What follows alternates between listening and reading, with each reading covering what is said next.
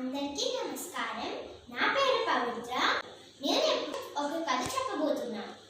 మూర్ఖులతో స్నేహం చేయడం. అనగనగా ఒక ఊళ్ళో ఒక వేటగాడు ఉండేవాడు. ఆ వేటగాడు అడవికి వేటకు వెళ్ళాడు. ఆ వేటగాడికి ఒక చిన్న ఎలుగుబంటి పిల్ల కనబడింది.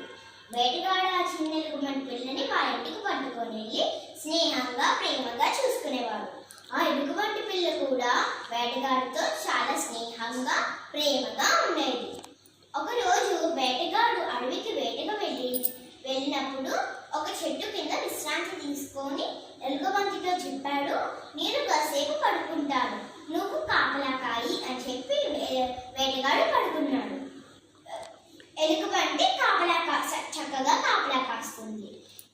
అప్పుడు వేటగాడు ముక్కు మీదకి ఒక ఈగ వచ్చి వాలింది. ఎలుగుబంటి ఆ ఈగను తోలింది. ఈగ మళ్ళీ వచ్చి వాలింది. ఎలుగుబంటికి కోపం వచ్చి వేటగాడు ముక్కు మీద గట్టిగా కొట్టింది. దెబ్బకి వేటగాడు చనిపోయాడు. అప్పుడు మూర్ఖులు ఎంత స్నేహంగా ఉన్నా మూర్ఖులు వల్ల మనకి నష్టమే జరుగుతుంది.